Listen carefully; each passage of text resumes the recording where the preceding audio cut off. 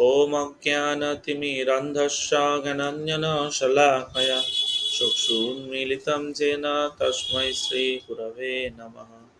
श्रीचैतन्यमनोभीष्टं स्थापितं येन भूतले स्वयं रूपं कदा मह्यं ददाति सपदान्तिकम्।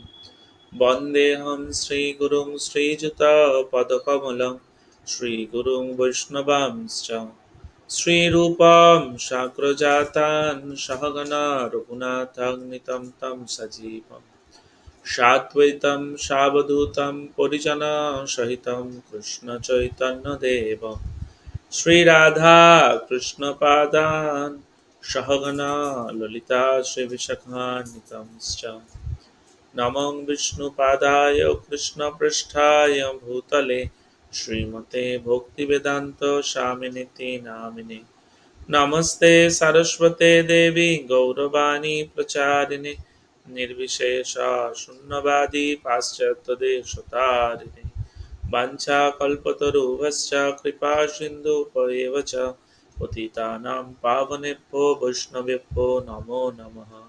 हे कृष्णा करुणा सिंधु दीनबंधु जगतपते गोपेश गोपिकाकांत राधाकांत नमस्तुते तप्त कांचन गौरांगी राधे वृंदावनेश्वरी वृषभानुसुते देवी प्रणम हरिप्रिये नीलाचल निवासाय नित्याय परमात्मने बलभद्रा सुभद्राभ्यां जगन्नाथाय ते नमः।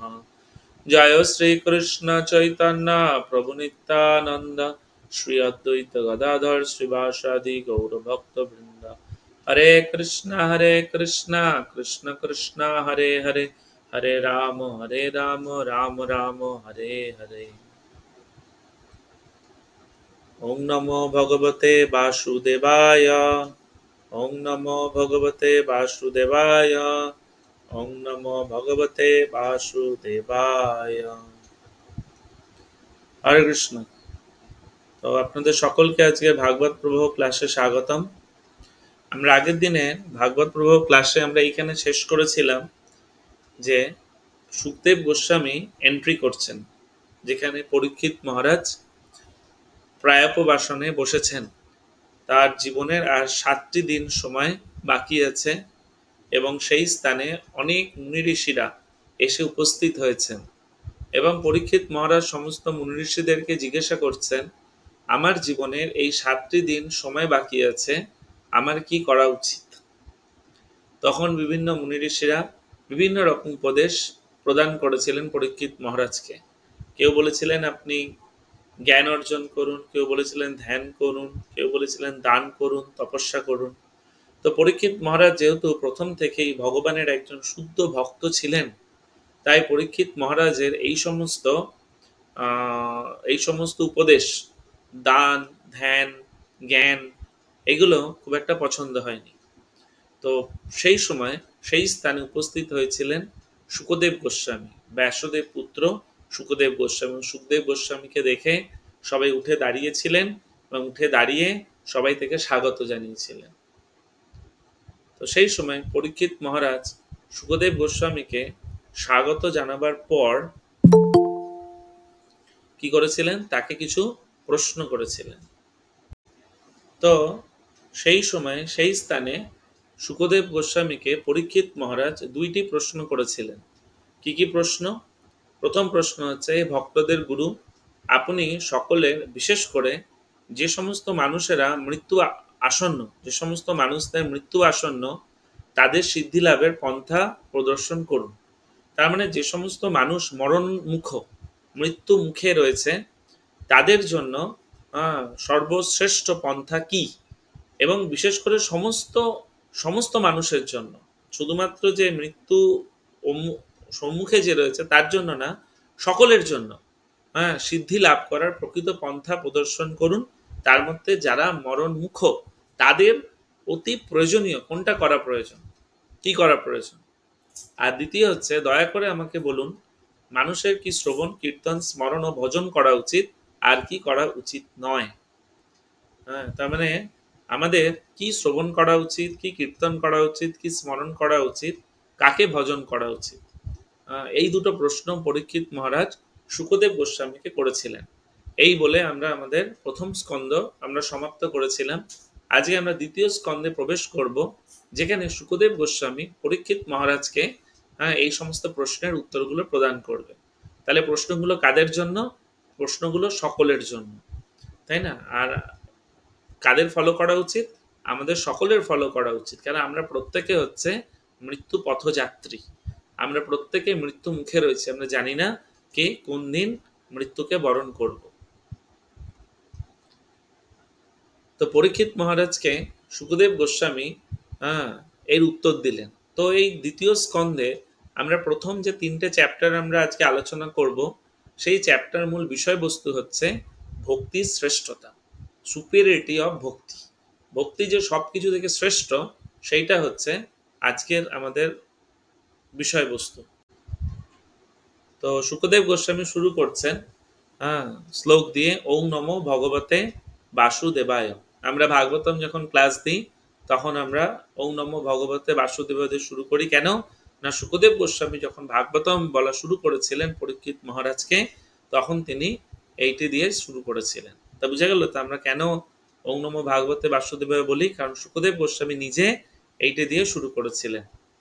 তো শুকদেব গোস্বামী পরীক্ষিত মহারাজকে বলছেন যে আপনার প্রশ্ন যথার্থই মহিমান্বিত। আপনি যে প্রশ্ন করেছেন এটি মহিমান্বিত। কেন না, শুধুমাত্র এটা আপনার নয়, এটি সমস্ত মানুষের জন্য পরম হিতকর। এই প্রশ্ন শুধু যে আপনি আজকে মরণমুখ হয়েছেন বলে বা মৃত্যু আসন্ন বলে আপনার জন্য কার্যকরী তা নয়, এটা সমস্ত মনুষ্যকুলের জন্য এটি খুব প্রয়োজনীয় এবং হিতকারী। এবং এই বিষয়টি সমস্ত শ্রবণীয় বিষয়ের মধ্যে শ্রেষ্ঠতম। শুকদেব গোস্বামী যেটা বলবেন সেটা হচ্ছে সমস্ত শ্রবণীয় বিষয়ের মধ্যে শ্রেষ্ঠতম এবং আত্মতত্ত্বজ্ঞ মুক্তকুল কর্তৃক অনুমোদিত। যে সমস্ত মুক্তাত্মা রয়েছেন, যারা আত্মতত্ত্ববিদ, তারা এই প্রশ্নকে অনুমোদিত করেন। আমরা তো অনেক প্রশ্ন করি না সারা জীবনে, তো সব প্রশ্ন কিন্তু সকল মানুষের জন্য হিতকর হতে পারে না। হ্যাঁ, সেটা শ্রেষ্ঠ নয়, বা সেটা আত্মতত্ত্বজ্ঞ ব্যক্তিগণ সেটাকে অনুমোদিত করতেও পারে, নাও করতে পারে। কিন্তু পরীক্ষিত মহারাজ যে প্রশ্ন করেছেন, প্রথম প্রশ্ন যে একজন মৃত্যু পথযাত্রী ব্যক্তির সিদ্ধি লাভ করার শ্রেষ্ঠ পন্থা কোনটি, আর দ্বিতীয় হচ্ছে আমাদের মনুষ্য সমাজের বা আমাদের কোনটি শ্রবণ কীর্তন স্মরণ এবং ভজন করা উচিত, কাকে ভজন করা উচিত। তো এই প্রশ্ন দুটো সর্বসাধারণের জন্য শ্রেষ্ঠতম বিষয়, এটি শুকদেব গোস্বামী প্রথমে অ্যাডমিট করলেন যে হ্যাঁ, আপনি যা প্রশ্ন করেছেন এটি সর্বোৎকৃষ্ট। এই শ্লোকে কি বলছে? বরিয়ানেশু তে প্রশ্ন কৃত লোক হৃতং নৃপ। নৃপ মানে হচ্ছে হে রাজা, হে রাজন, এই প্রশ্ন হচ্ছে সকলের জন্য লোকহিতকারী। আত্মবিশ্বমত পুংসাং শ্রোতবাদীষু জপড়। এবং এটি আত্মতত্ত্বজ্ঞ যে ব্যক্তি তারা অনুমোদিত করেন এবং সমস্ত বিষয়ের মধ্যে এটি হচ্ছে শ্রেষ্ঠ। এরপর পরীক্ষিত মহারাজের প্রশ্নের প্রশংসা করার পর শুকদেব গোস্বামী তার এই যে প্রশ্নের উত্তর প্রদান করেন। কি উত্তর প্রদান করেন দেখি। তো শুকদেব গোস্বামী প্রথমেই বলছেন যে কোন বিষয়গুলি শ্রবণ কীর্তন ও স্মরণ করা উচিত নয়। প্রথমে কি বলছেন? কোনটা উচিত নয়, তারপর আসবে কোনটা উচিত। কেন প্রথমে কোনটা উচিত নয় সেটা আগে আমাদের ভালো করে জানা উচিত। বলছে আত্মতত্ত্বজ্ঞান আলোচনায় উদাসীন, অপশ্যতাম আত্মতত্ত্বম বিষয়াসক্ত গৃহমেধির অসংখ্য শ্রবণীয় কীর্তনীয় ও স্মরণীয় বিষয়সমূহ রয়েছে। তাহলে এখানে শুকদেব গোস্বামী বলছে গৃহস্থ যারা হয়, মানে যারা সাংসারিক হয়, তারা দুই ভাগে বিভক্ত, এটা আলোচনা করছে। একটা গৃহমেধি আর একটা হচ্ছে গৃহস্থ। গৃহমেধি কাদেরকে বলা হয়? যারা আত্মতত্ত্বজ্ঞান আলোচনায় উদাসীন। আত্মতত্ত্বজ্ঞান মানে আমি কে, আমি কোথা থেকে এসছি, আমার সাথে ভগবানের কি সম্পর্ক, মৃত্যুর পর আমি কোথায় যাব, এটি হচ্ছে আত্মতত্ত্ব বিজ্ঞান। তো যে সমস্ত ব্যক্তিগণ এই আত্মতত্ত্বজ্ঞান আলোচনা করতে উদাসীন, তারা হচ্ছে গৃহমেধি। তারা কিনা বিষয়াসক্ত, তারা ইন্দ্রিয়জাত বিষয়ের প্রতি আসক্ত।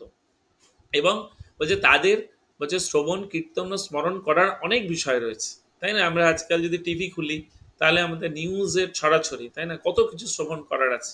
24 ঘন্টা নিউজ হয়, এনডিটিভি 24x7, মানে 24x7 আপনি সেখানে চালালে আপনি সেখান থেকে শ্রবণ করতে পারবেন। আপনি সেখান থেকে আমাদের কীর্তন শুনতে পারবেন। কীর্তন মানে কি? কীর্তন মানে হচ্ছে যে যেটা সবসময় বাজছে এবং স্মরণ করতে পারবেন। কি স্মরণ করতে পারবেন? না আজ থেকে 5 বছর আগে, আজ থেকে 1 মাস আগে, আজ থেকে 15 দিন আগে কি ঘটনা ঘটেছিল, সব কিছু পেপারে, হ্যাঁ, তারপরে ম্যাগাজিনে, তারপরে নিউজ চ্যানেলে সবসময় বলতে থাকে। তো অনেক বিষয় রয়েছে। আর কি বলছে? কারা গৃহমেধী, তারা নিদ্রা মগ্ন হয়ে অথবা রতিক্রিয়া তাদের রাত্রি অতিবাহিত হয়। বলছে যারা গৃহমেধী হয় তাদের রাত্রি নিদ্রা মগ্ন হয়ে অতিবাহিত হয় এবং তারা কাম কর্মে লিপ্ত হয় এবং আত্মীয় স্বজনদের প্রতিপালন বা অর্থ উপার্জনের চেষ্টায় তাদের দিবা ভাগের অপচয় হয়। তাদের দিবা ভাগ মানে রাত্রেবেলা তো তারা পুরোপুরি নিদ্রায় আচ্ছন্ন হয়ে যায়, হ্যাঁ, এবং তারা রতিক্রিয়ায় বা কাম কর্মে তারা লিপ্ত হয়ে সারা রাত্র অতিবাহিত করে। আর দিনটা কিভাবে অতিবাহিত করে? না তারা চেষ্টা করে সবসময় কি করে আত্মীয় স্বজনদেরকে খুশি করবে, প্রতিপালন করবে এবং অর্থ উপার্জনের জন্য চেষ্টা করে। খুব সুন্দর শ্লোক বলছে, নিদ্রয়া হ্রিয়তে নক্তম ব্যবা এন চবাবয় দিবা চার্থে হয়া রাজম কুটুম্ব ভরণেরও বা। তা আপনারা বলবেন প্রভু এখানে তাহলে অসুবিধা কোথায়? যে আমরা যদি আত্মীয় স্বজনদের প্রতিপালন করি, যদি অর্থ উপার্জনের চেষ্টা করি, তাহলে এখানে ক্ষতি কোথায়?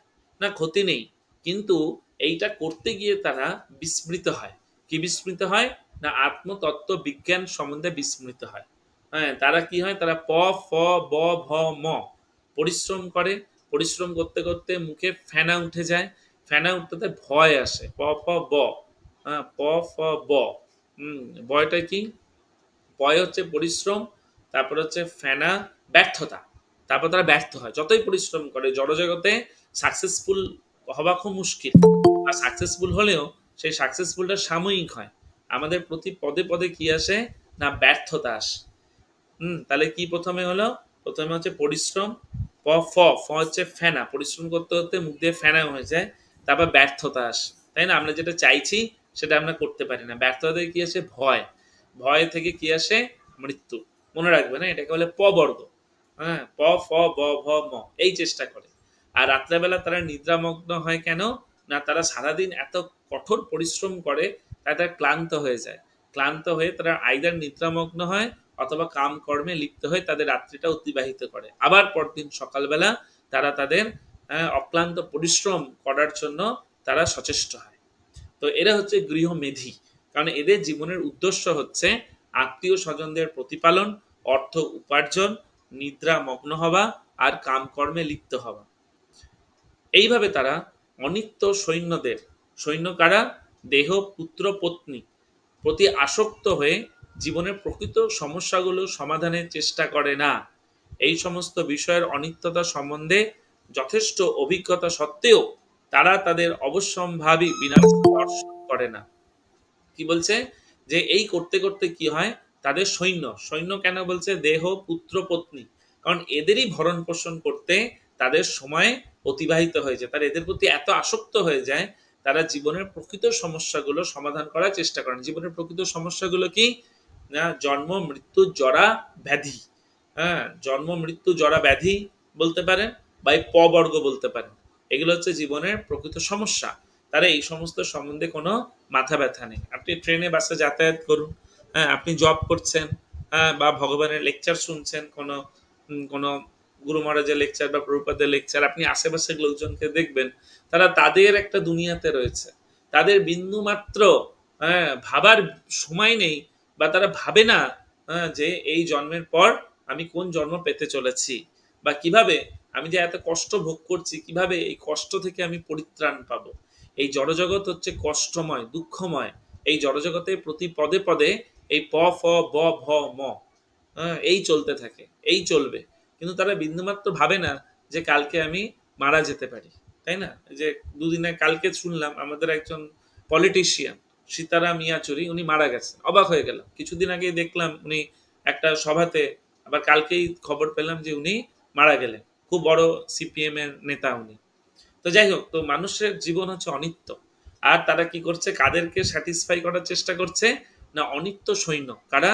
দেহ, পুত্র, পত্নী। খুব সুন্দর শ্লোক, প্রভুপাদ তার লেকচারে এবং তার বইতে অনেক জায়গায় উল্লেখ করেছেন এই শ্লোকটি। দেহা পত্ত কলত্রাদি আত্মসৈন্য সৎসপি তেষাং প্রমত্ত নিধনং পশ্যন্নতি ন পশ্যতি। তারা তাদের যে বিনাশ সেটা দর্শন করে না, যে দিন দিন তারা এই করতে করতে এই সমস্ত অনিত্যতা সম্বন্ধে তারা জানে এগুলো অনিত্য। হ্যাঁ, অনিত্য মানে কি না, এইগুলো আমাদেরকে ইটার্নাল বা সবসময় আমাদেরকে আনন্দ দিতে পারে না। কখনো দেহ, পুত্র, পত্নী এরা কখনোই আমাদেরকে সবসময় আনন্দ প্রদান করতে পারে না। আপনারা ভালো করেই জানেন, আমি আর কি বলবো। এখন মনে করবেন না পুত্র তো ছোট, আমার পুত্র আমাকে আনন্দ দিচ্ছে। Not necessary. আমরা দেখতে পাই যদি পুত্র যদি এতই যদি আমাদেরকে পিতামাতাকে আনন্দ প্রদান করতো সবসময়, তাহলে এত বৃদ্ধাশ্রম থাকতো না। আমরা দেখতে পাচ্ছি যে এত বৃদ্ধাশ্রম তৈরি হচ্ছে। হ্যাঁ, এত পুত্র তার বাবা মাকে সেই বৃদ্ধাশ্রমে রেখে আসছে, কিন্তু তা সত্ত্বেও আমাদের অভিজ্ঞতা থাকা সত্ত্বেও আমরা আমাদের আত্মতত্ত্ব জ্ঞান সম্বন্ধে আমরা একটুও আমরা খুব উদাসীন। আমরা ভাবি না যে যে আমাদেরও সেই সময় হয়তো আসতে পারে, যাতে সেই সময় যাতে না আসে, যাতে আমরা যাতে আমাদের পুত্র পুত্র বা পত্নী এদেরকে যাতে সুন্দর করে কৃষ্ণ ভাবনামৃতকে যদি আমরা অনুশীলন করতে সাহায্য করতে পারি, তাহলে হয়তো আমাদের এই দিন আসবে না, বা পরবর্তী জন্মে আমরা আমাদের প্রকৃত সমস্যা জন্ম সেটাকেই আমরা আমরা ধ্বংস করতে পারি বা স্তব্ধ বা স্টপ করে দিতে পারি। তাহলে এই জিনিসগুলো আমাদের করা উচিত নয়। মনে থাকবে তো কোন বিষয়গুলি শ্রবণ কীর্তন ও স্মরণ করা উচিত নয়। যদি এগুলো করেন তাহলে আমাদের জীবন হচ্ছে গৃহমেধী জীবন। তারপরে বলছে শুকদেব গোস্বামী কোনগুলো আমাদের করা উচিত, আমাদের কি শ্রবণ করা উচিত, আমাদের কি কীর্তন করা উচিত, আমাদের কি স্মরণ করা উচিত। তো কি বলছে, তস্মাৎ ভারত সর্বাত্মা ভগবানীশ্বর হরি শ্রোতব্য কীর্তিতব্যশ্চ স্মর্তব্যশ্চ ছদা ভয়ম। তাহলে কি কি করা উচিত বলছে, আমাদের ভগবান ঈশ্বর হরি, যে হরি রয়েছে, হরি কারণ নয়, অন্য কারণ নয়, বলছে ভগবান ঈশ্বর হরি আমাদের, বলছে এই পরমেশ্বর ভগবান এই সব তস্মাৎ ভারত সর্বাত্মা শ্রোতব্য কীর্তিতব্যশ্চ, বলছে আমাদের পরমেশ্বর ভগবানের কথা আমাদের শ্রবণ করা উচিত, আমাদের কীর্তন করা উচিত এবং স্মর্তব্যশ্চ আমাদের স্মরণ করা উচিত। হ্যাঁ, যদি আমরা এই সমস্ত দুঃখ দুর্দশা থেকে মুক্ত হওয়ার জন্য বাসনা করি, হ্যাঁ, যে আমরা এই অবস্থা থেকে আমরা মুক্ত হতে চাই, তাহলে আমাদের অবশ্যই আমাদের পরমাত্মা পরম নিয়ন্তা পরমেশ্বর ভগবান হরির কথা আমাদের শ্রবণ করা এবং কীর্তন করা উচিত। তাহলে আমাদের পরমেশ্বর ভগবানের কথা শ্রবণ কীর্তন ও স্মরণ করা উচিত। কে বলছে এটা? আমাদের শুকদেব গোস্বামী পরীক্ষিত মহারাজকে বলছে। তো এইখানে শুকদেব গোস্বামী পরীক্ষিত মহারাজকে এই উপদেশ দিতে গিয়ে তিনি ভক্তির শ্রেষ্ঠত্ব, পরমেশ্বর ভগবানের কথা স্মরণ করা, হ্যাঁ, কীর্তন করা এবং শ্রবণ করা, এটাই হচ্ছে ভক্তি বা ভক্তিমূলক সেবা। তো পরীক্ষিত মহারাজকে কি বলছেন, যে জ্ঞানী যোগী অথবা যথাযথভাবে বর্ণাশ্রম ধর্ম অনুশীলন করে, এই সবকটি পন্থারই পরম উদ্দেশ্য হচ্ছে অন্তিম সময়ে পরমেশ্বর ভগবানকে স্মরণ করা। আমরা জানি তিন ধরনের আধ্যাত্মবাদী হয়, কেউ জ্ঞানী হয়, কেউ যোগী হয়, আর কেউ কর্মী হয়। কর্মী কারা? যারা শাস্ত্র মতে যা লেখা আছে সেই সমস্ত কর্মগুলো অনুশীলন করে, যেমন বর্ণাশ্রম ধর্ম পালন করে তারা। বর্ণাশ্রম ধর্ম মানে তারা তারা গৃহস্থ, বানপ্রস্থ, সন্ন্যাস, ব্রহ্মচারী আশ্রম পালন করে। তারা বেদে যে সমস্ত যজ্ঞের কথা বর্ণনা করা আছে, তারা নিজেদের ফল প্রাপ্ত হওয়ার জন্য তারা সেই সমস্ত যজ্ঞাদি সম্পন্ন করে কিছু পাওয়ার আশায়। আবার কারা থেকে যোগী থাকে, যারা অষ্টাঙ্গ যোগ সাধন করে। আজকে আমরা ডিটেলস অষ্টাঙ্গ যোগ নিয়ে আলোচনা করবো। আর থেকে জ্ঞানী, যারা জ্ঞান আরোহণ করে। বলছে এরা হচ্ছে এই তিন ধরনের আধ্যাত্মবাদী। বলছে সবারই আলটিমেট উদ্দেশ্য হচ্ছে অন্তিম সময়ে পরমেশ্বর ভগবানকে স্মরণ করা। এই শ্লোকটা খুব গুরুত্বপূর্ণ। এতাবান শঙ্খ যোগাভ্যাম স্বধর্ম পরিনিষ্ঠায়া জন্ম লাভ পরাপুংস অন্তে নারায়ণ স্মৃতি। বলছে আমি যাই করি না কেন, আমার শেষ পর্যায়ে আমার শেষ সময় আমার কি কর্ম করা উচিত, বা কি কি করা উচিত আমার, না অন্তে নারায়ণ স্মৃতি। আমার জীবনের শেষে যদি আমার পরমেশ্বর ভগবানকে যদি স্মরণ করা হয়, তাহলে আমার জীবনের পরম উদ্দেশ্য সাধিত হবে। সে আপনি যে পন্থাই অবলম্বন করুন না কেন, আপনি জ্ঞানী হন, যোগী হন, আপনি কর্মী হন। তবে এর প্রমাণ কি? তো সুখদেব গোস্বামীকে পরীক্ষিত মহারাজ জিজ্ঞেস করতে পারে, আচ্ছা আপনি যে বলছেন যে সবার উদ্দেশ্য হচ্ছে অন্তে নারায়ণ স্মৃতি, এবং আমরা যদি ভক্তি অনুশীলন করি তাহলে আমরা শেষ পর্যায়ে আমরা পরমেশ্বর ভগবানকে আমরা স্মরণ করতে পারবো, তাহলে এর প্রমাণ কি? এর প্রমাণ হিসাবে কি বলছে, না আমি হচ্ছি তার প্রমাণ। কে? না সুখদেব গোস্বামী বলছে আমি হচ্ছি তার প্রমাণ। কারণ কি? শ্রীমদ্ ভাগবত নামক সমস্ত বৈদিক শাস্ত্রের নির্যাস স্বরূপ এই পুরাণ আমি আমার পিতৃদেব ব্যাসদেবের কাছে অধ্যয়ন করেছি। তাহলে সুখদেব গোস্বামী কি বলছে, আমি এই ভাগবত পুরাণ, যেটা সমস্ত বৈদিক শাস্ত্রের নির্যাস, আমি আমার পিতার কাছ থেকে অধ্যয়ন করেছি। আমি আগে নির্গুণ ব্রহ্মে মগ্ন ছিলাম, কিন্তু এই ভাগবত শ্রবণ করার ফলে আমি আমার চিত্তকে ভগবানের লীলায় দ্বারা আমার চিত্ত আকৃষ্ট হয়েছিল। নির্গুণ ব্রহ্মে মগ্ন ছিলাম মানে কি? মানে হচ্ছে সুখদেব গোস্বামী যখন জন্ম লাভ করেন তখন তিনি যখন তিনি তখন তিনি ভক্তি ছিলেন না, তিনি ভক্ত হননি, তখন তিনি ছিলেন ব্রহ্মবাদী, তিনি ছিলেন ব্রহ্ম উপলব্ধি স্তরে, হ্যাঁ মানে ব্রহ্ম গুণে তিনি মগ্ন ছিলেন। তো তিনি একদিন জঙ্গলের মধ্যে দিয়ে বা বনের মধ্যে দিয়ে যাওয়ার সময় একজন মুনি ঋষির মুখ থেকে এই শ্রীমদ্ ভাগবতমের শ্লোক উচ্চারণ শ্রবণ করেন, এবং এই শ্লোক শ্রবণ করা মাত্রই সুখদেব গোস্বামীর চিত্ত পরিবর্তন হয়ে যায় এবং ভগবানের নাম রূপ গুণ লীলার প্রতি তার চিত্ত আকৃষ্ট হয়।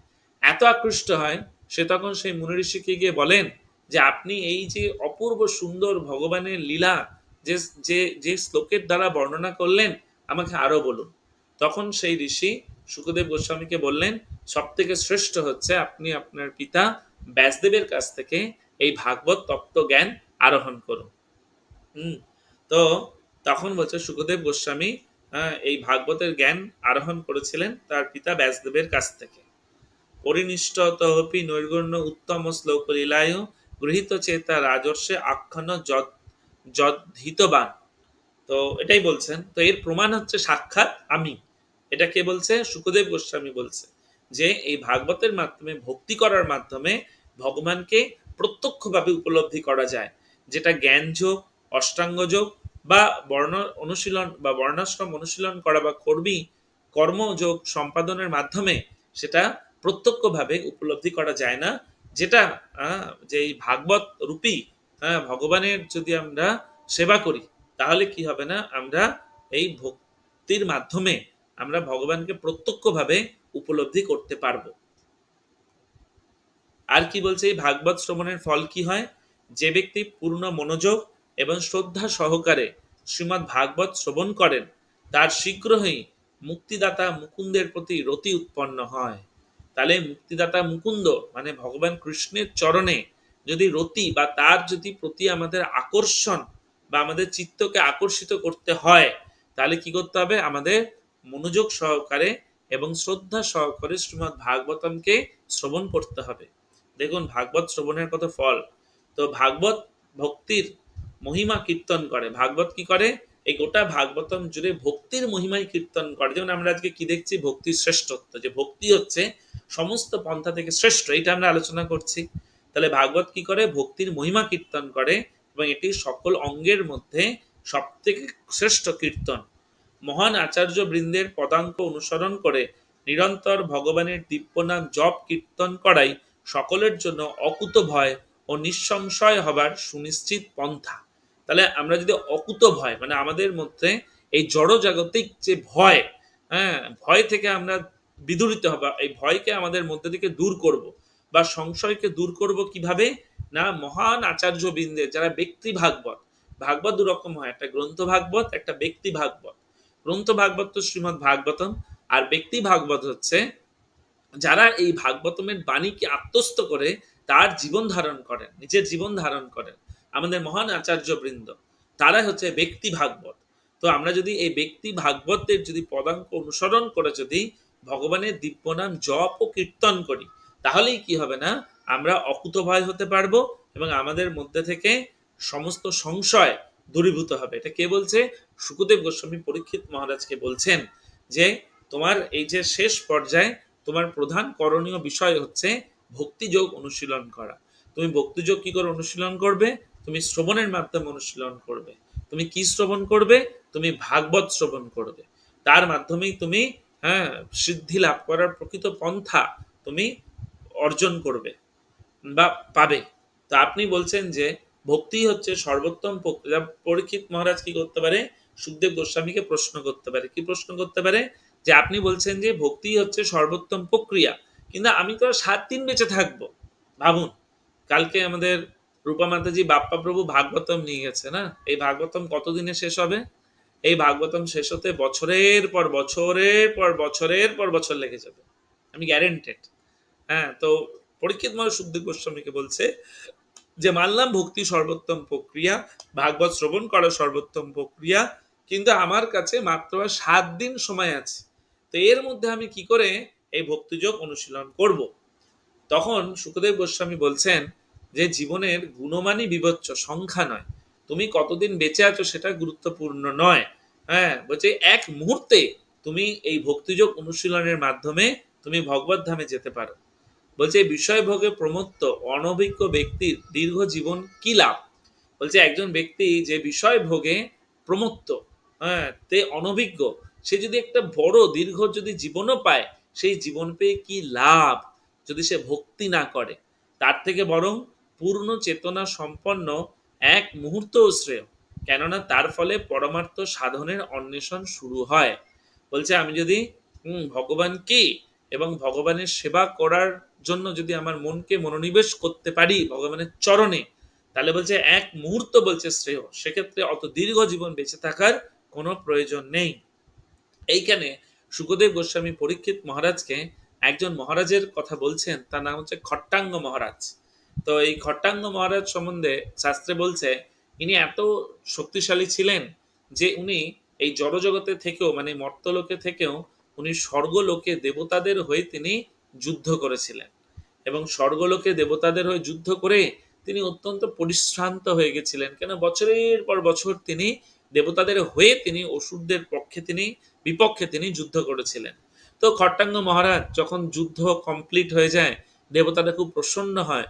তখন দেবরাজ ইন্দ্র খট্টাঙ্গ মহারাজকে বলেন যে আপনি আমাদের জন্য এত পরিশ্রম করেছেন, এত সেবা করেছেন, তা আপনি বলুন আপনি কি বর চান? তখন এই খট্টাঙ্গ মহারাজ দেবরাজ ইন্দ্রকে জিজ্ঞেস করেন যে আমি কিছু বর চাই না, আমাকে শুধু একটা প্রশ্নের উত্তর দিন যে আমার জীবনের আর কতটা সময় বাকি আছে। তখন দেবরাজ ইন্দ্র খট্টাঙ্গ মহারাজকে বলে আপনার জীবনের মাত্র 1 মুহূর্ত সময় বাকি আছে। 1 মুহূর্ত মানে হচ্ছে 48 মিনিট, 48 মিনিটস, 48 মিনিট সময় বাকি আছে আমাদের ক্যালকুলেশন অনুযায়ী। বলছে 1 মুহূর্ত সময় বাকি আছে। তো এই কথা শুনে তো খট্টাঙ্গ মহারাজ আর কি বর চাইবে, কি উপভোগ করবে? তিনি তৎক্ষণাৎ কি করলেন, তার সমস্ত জড় বিষয়কে পরিত্যাগ করে শ্রী হরির অভয় পদে তিনি শরণাগত হলেন। তিনি তার মনকে একাগ্র চিত্তে ভগবান কৃষ্ণের চরণে তিনি সমর্পণ করলেন। তো 1 মুহূর্তে তিনি ভগবত ধাম প্রাপ্ত হলেন বা জীবনের পরম লক্ষ্য অন্তে নারায়ণ স্মৃতি তিনি অর্জন করলেন। তো এই উদাহরণ দিয়ে সুখদেব গোস্বামী পরীক্ষিত মহারাজকে বলছেন আপনার 1 মুহূর্ত নয় বরং 7 দিন সময় অবশিষ্ট রয়েছে। 1 মুহূর্তে যদি ভগবত ভক্তি লাভ করা যায়, আপনার তো 7 দিন রয়েছে। অতএব এই সময়ের মধ্যেই আপনার পরলৌকিক উদ্দেশ্য আপনি সাধন করুন। আর আমাদের কাছে কতদিন রয়েছে? আমাদের কাছে অনেক দিন হয়তো পড়ে রয়েছে, তাই না? পরীক্ষিত মহারাজের কাছে 7 দিন সময় ছিল, খট্টাঙ্গ মহারাজের কাছে 1 মুহূর্ত সময় ছিল, 48 মিনিট। তাহলে এনারা যদি 1 মুহূর্তে অথবা 7 দিনে যদি ভক্তিযোগ যদি সম্পূর্ণ করতে পারেন, যদি কৃষ্ণ ভক্তির অনুশীলন করতে পারেন, ভাগবত যদি শ্রবণ করতে পারেন, কৃষ্ণের চরণে নিজের মনকে নিবেশিত হয়ে সেবা করতে পারেন, তাহলে আমরা কেন পারবো না? তো যাই হোক, এইভাবে সুখদেব গোস্বামী এই পরীক্ষিত মহারাজ যে প্রশ্ন যে একজন মৃত্যু পথযাত্রী মানুষের কি কর্তব্য, সেই প্রশ্নের উত্তর প্রদান করেছিলেন। তো এই সুখদেব গোস্বামী যখন পরীক্ষিত মহারাজকে এই ভাগবতমের বর্ণনা শুরু করছেন, তখন সেখানে আরো অনেক ঋষিরা উপস্থিত ছিলেন, যারা পরীক্ষিত মহারাজকে সুখদেব গোস্বামী আসার আগে অনেক উপদেশ দিয়েছিলেন। কেউ বলেছিলেন অষ্টাঙ্গ যোগ করুন, কেউ বলেছিলেন জ্ঞান অনুশীলন করুন, কেউ দান ধ্যান এসবের কথা বলেছিলেন।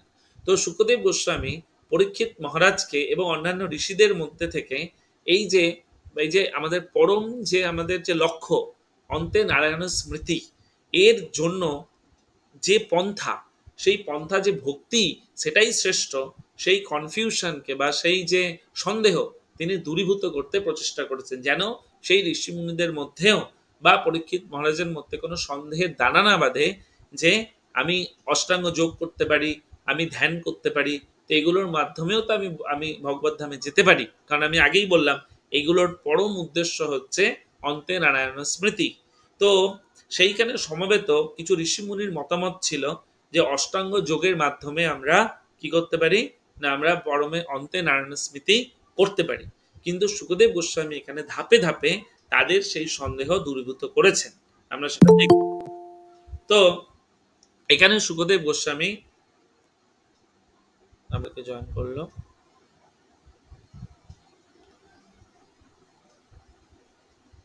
ঠিক আছে।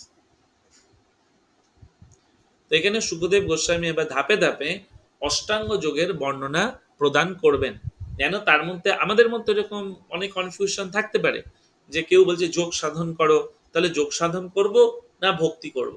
তো সুখদেব গোস্বামী এখানে ডিটেলসে পরীক্ষিত মহারাজকে এই অষ্টাঙ্গ যোগের বর্ণনা করছেন।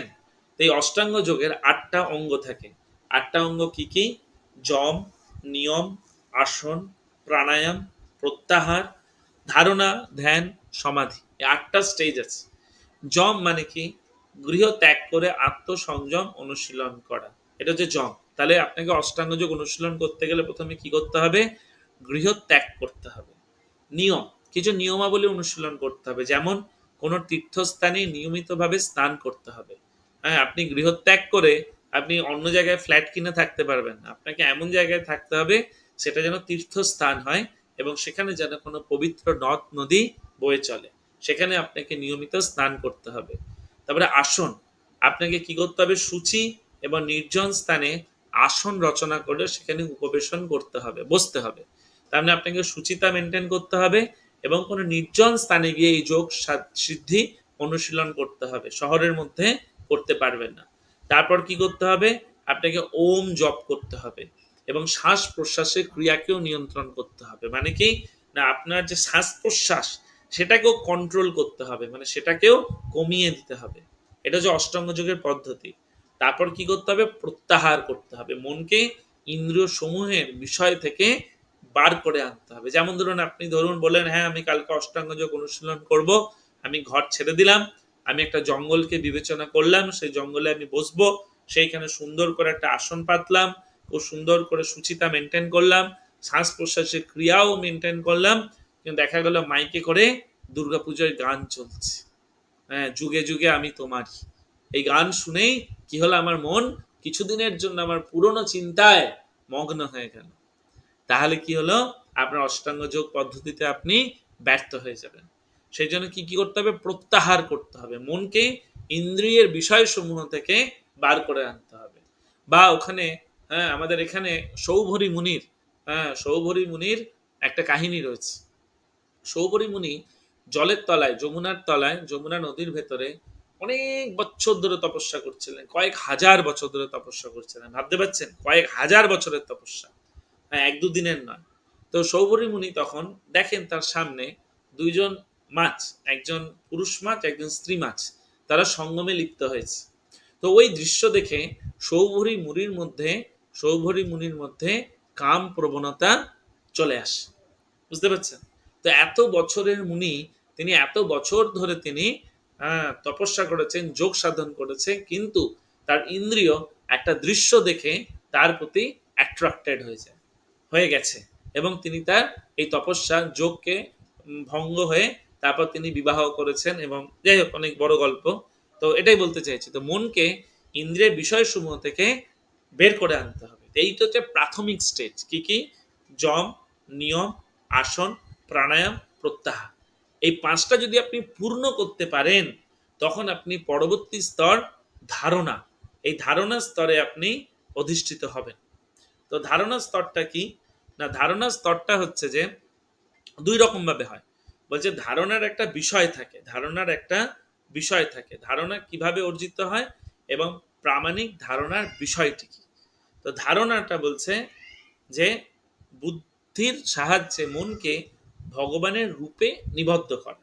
তাহলে অষ্টাঙ্গ যুগেও একটা স্টেজ রয়েছে, আপনি যখন উপরের 5টা স্টেজকে যখন আপনি পূর্ণ করবেন তখন আপনি ধারণা স্টেজে আসবেন, এবং ধারণা স্টেজে এসে আপনি মনকে ভগবানের রূপে নিবদ্ধ করবেন। এবার এই ভগবানের রূপে যখন নিবদ্ধ করবেন, এটা দুই রকম হয়, এটা বোঝার চেষ্টা করবেন, খুব গুরুত্বপূর্ণ, যদি না বুঝতে পারে নোট করবেন। বলছে এই ধ্যান, ধারণার পর ধ্যান, ধ্যান কি বলছে, শ্রী বিষ্ণুর পূর্ণ শরীরের ধারণা থেকে বিচ্যুত না হয়ে একে একে তার অঙ্গ প্রত্যঙ্গের ধ্যান করা। তাহলে ধারণা আর ধ্যান, তাহলে প্রত্যাহার যখনই আমরা স্তরে উত্তীর্ণ হব তখন আমরা ধারণা স্টেজে আসবো। ধারণাতে কি করতে হবে না, ভগবান বিষ্ণুর, হ্যাঁ, আপনার তার প্রতি, তার রূপের প্রতি আমাদের মনকে নিবেশ করতে হবে, সেটাকে বলবে ধ্যান। এবার ধ্যান দুই রকম ভাবে হয়। যদি কোনো ভক্ত নবীন ভক্ত থাকে, নবীন ভক্ত মানে সেই ভক্তের মধ্যে এখনো আসক্তি, সেই ভক্তের এখনো আসক্তি দূরীভূত হয়নি জড়জগতের প্রতি, তো সে কি করবে, সে কিন্তু ভগবানের উপর ধ্যান করতে পারবে না। তার জন্য কি করতে হবে না, তাকে ভগবানের বিরাট রূপের উপর ধ্যান করতে হবে।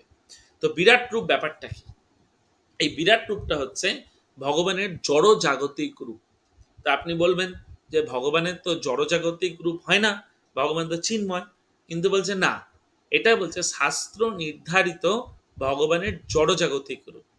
হ্যাঁ, তো এখানে দেখুন বলছে যে নবীন অথবা আসক্ত যোগীর জন্য ধারণাশ্রয় কোনটি, মানে কোনটার প্রতি সে ধ্যান করবে, সে বিস্ময়কর জড় জগতের বিরাট রূপের ধ্যান করবে। হ্যাঁ, তো তার ধারণাশ্রয় কি নবীন ভক্তদের ভগবানের বিরাট রূপ। তো দেখুন এখানে বলছে যে যোগীরা, হ্যাঁ, পরমাত্মার চিত রূপের উপর মনোনিবেশ করতে পারে না, তারা বিরাট রূপের ধ্যান করার জন্য তাদেরকে নির্দেশ দেওয়া হচ্ছে। বিরাট রূপের ধারণা হচ্ছে দৃশ্যমান জড় বস্তুগুলোতে ভগবানের উপস্থিতি নির্দেশ করে তার ধ্যান করা। যেমন ধরুন এই বিরাট রূপ বলে ভগবানের কোনো রূপের অস্তিত্ব নাই, ভগবানের কোনো রূপের অস্তিত্ব নাই। যেমন ধরুন আমরা ধরুন একটা সমুদ্রকে দেখলাম, বোঝার চেষ্টা করুন, সেই সমুদ্রটা দেখে আমার কি মনে হচ্ছে, এখানে ভগবানের কুক্ষি। আমি প্রথম থেকে আসি। এই যে ধরুন আমাদের চতুর্দশ ভুবন রয়েছে, এই চতুর্দশ ভুবন কি কি না, অতল, বিতল, সুতল, তলাতল, মহাতল, রসাতল, পাতাল। আর কি রয়েছে না, স্বর্গলোক, মহলোক, জনলোক, তপলোক, সত্যলোক। তো এইগুলোকে কার সাথে তুলনা করা হচ্ছে, দেখুন পাতালকে তুলনা করা হচ্ছে ভগবানের চরণের সাথে, রসাতলকে ভগবানের অগ্র এবং পশ্চাৎ ভাগ, তলাতলকে জঙ্ঘা, সুতলকে জানুদয়। এইভাবে দেখুন ভগবানের শরীরের সাথে এই সমস্ত জিনিসপত্রের আমাদের জড়জগতে যে বিষয়গুলো রয়েছে বা জড়জগতে যা রয়েছে তার তুলনা করা হচ্ছে। যেমন ধরুন এখানে বাহু, ভগবানের বাহু কি না, ইন্দ্রাদি দেবগণ। তো মানে স্বর্গলোকে যে সমস্ত দেবতাগণ রয়েছেন তারা হচ্ছে ভগবানের বাহু। আবার ধরুন আমরা যে আকাশকে দেখি, আমরা আকাশকে দেখে কি মনে করব, ভগবানের নেত্র গোলক, মানে নেত্র গোলক মানে হচ্ছে চোখের যে কোঠুরি, সেই কোঠুরিটা। সূর্যকে দেখলে আমরা কি মনে করব, ভগবানের নেত্র। আবার দিন রাত্রি হচ্ছে সেটা কি মনে করব, ভগবানের চোখের পলক। এইভাবে দেখুন ভগবানের শরীরের সাথে এই জড়জগতে আমরা যা কিছু দর্শন করি এই সব কিছুর তুলনা করা হচ্ছে।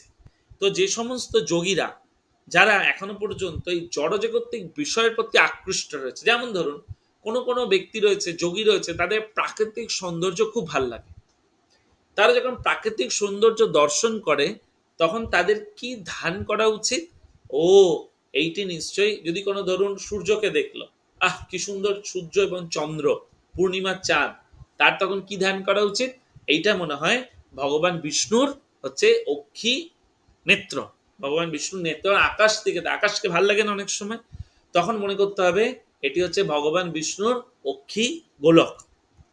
আবার ধরুন যখন এখানে অনেক কিছু রয়েছে, এই যে ধরুন নদীসমূহ, নদীসমূহ দেখে কি মনে করতে হবে এটা হচ্ছে ভগবানের নারী। আবার বৃক্ষসমূহকে দেখে মনে করতে হবে এটি ভগবানের দেহের রোম। বুঝা গেল?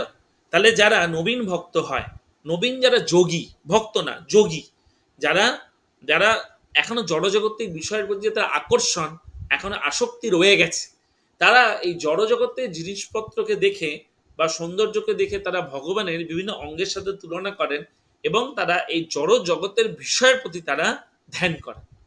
এইটাকে বলছে ভগবানের বিরাট রূপ। ভগবানের বিরাট রূপের কোনো অস্তিত্ব নেই। এটা জড়জগতের বিভিন্ন বিষয়গুলিকে, বিভিন্ন বিভিন্ন স্ট্রাকচার বা গঠনকে আমরা ভগবানের বিভিন্ন রূপের সাথে তুলনা করতে পারি।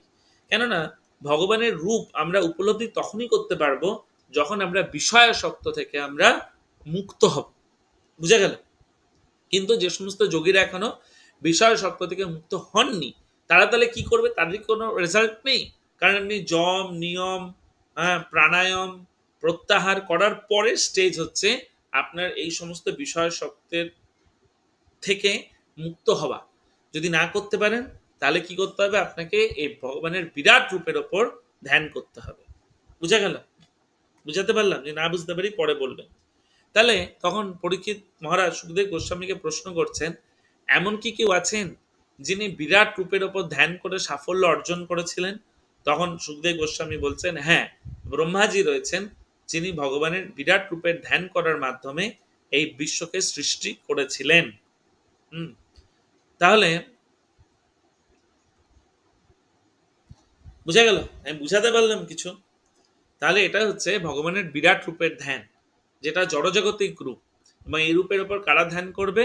যারা নবীন ভক্ত, যারা জড়জাগতিক বিষয় থেকে, ভক্ত না, নবীন যোগী, যারা জড়জগতের বিষয় থেকে তাদের আসক্তি এখনো যায়নি, তারা এই ভগবানের বিরাট রূপের ধ্যান করবেন। তারপর তারপর কি হবে? কেউ যদি এই স্তরকে অতিক্রম করে, যারা এই স্তরকে অতিক্রম করে তারা কি করবে? তারা এর পরবর্তী স্টেজে যাবে। তারা এর পরবর্তী স্টেজে যাবে। পরবর্তী স্টেজে যেতে হলে তাদের কিরকম কোয়ালিফিকেশন বা জীবন যাপন করতে হবে সেটাও পরীক্ষিত মহারাজকে সুখদেব গোস্বামী বলছেন। কি বলছেন?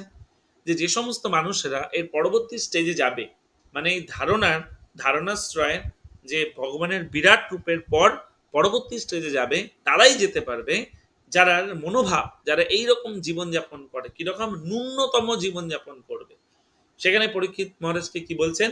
যে ভূমি থাকতে কাঠ পালঙ্কের কি প্রয়োজন, বালিশ থাকতে, বাহু থাকতে মানে হাত থাকতে বালিশের কি প্রয়োজন, অঞ্জলি থাকতে মানে হাতের এই অঞ্জলি থাকতে পাত্র কেন প্রয়োজন, বৃক্ষ বলকাদি থাকতে বস্ত্র কেন প্রয়োজন, পথে জীর্ণ বস্ত্র পরে থাকতে নতুন বস্ত্রের কি প্রয়োজন, বৃক্ষরা কি ফলমূল দান করে না, তাহলে রান্না করে খাবার কি প্রয়োজন, নদীগুলো কি শুকিয়ে গেছে, যে জলের জন্য অন্য ব্যবস্থা করার কি প্রয়োজন।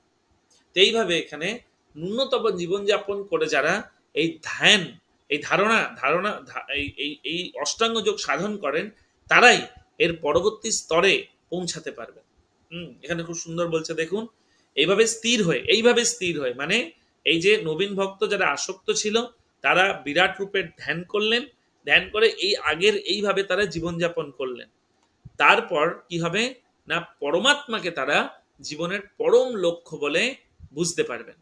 এবং সুখদেব গোস্বামী কি বলছেন? যে বিরাট রূপ হচ্ছে একজন নবীন অথবা আসক্ত যোগীর জন্য ধারণাশ্রয়। তিনি বিরাট রূপের বর্ণনা প্রদান করেন। এখন তিনি পরমাত্মা রূপ বর্ণনা করছেন একজন অনাসক্ত ও উন্নত যোগীর জন্য, যেটা ধারণাশ্রয়। সেটা এই পরমাত্মার ধারণা এই বিরাট রূপের ধারণার থেকেও হচ্ছে শ্রেষ্ঠ। বোঝার চেষ্টা করুন। তাহলে দুটো স্টেজ, একটা হচ্ছে নবীন ভক্ত, নবীন যোগী অথবা আসক্ত যোগী, আর একটা হচ্ছে অনাসক্ত উন্নত যোগী। তারা কিনা এই বিরাট রূপের স্তর অতিক্রম করেছে। তারা বিরাট রূপের ওপর যে ধারণা, এই ধারণাশ্রয় একে অতিক্রম করেছেন এইভাবে জীবনযাপন করার মাধ্যমে।